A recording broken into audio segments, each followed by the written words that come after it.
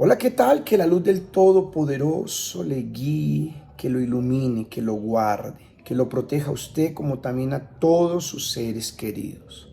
Nosotros continuamos con esta caminata rumbo al río Jordán, pasando el Jordán por una nueva vida, pasando el Jordán para que la lepra, la humillación, la vergüenza, aquella situación dolorosa, aquella herida sea secada, desaparecida, sea arrancada en nuestras vidas, aquello que nos incomoda en el alma.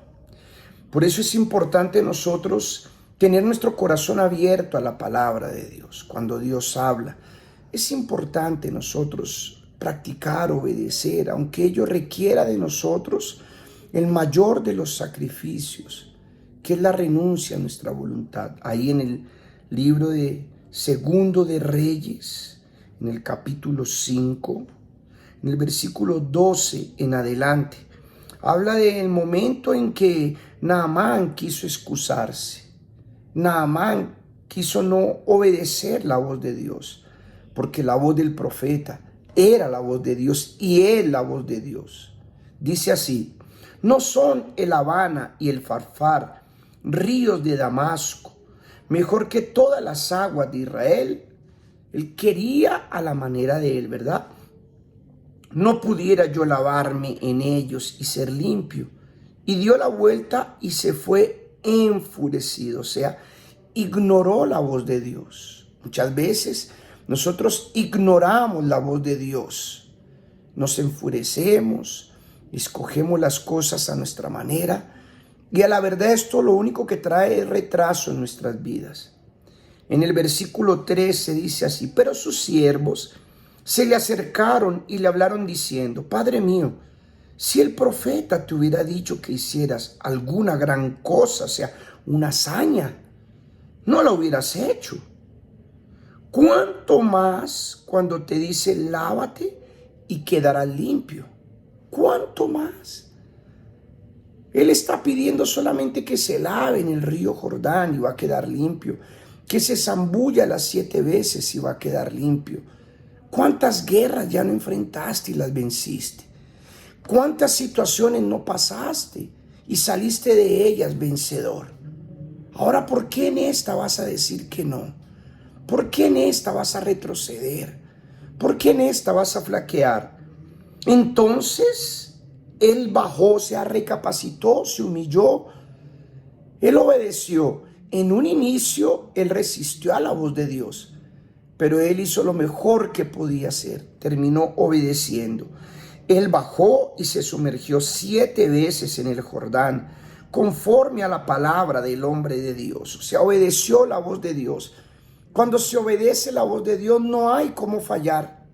No existe cómo fallar cuando yo obedezco la voz de Dios. Cuando es Dios que me pide que haga algo y yo lo hago, Él responde.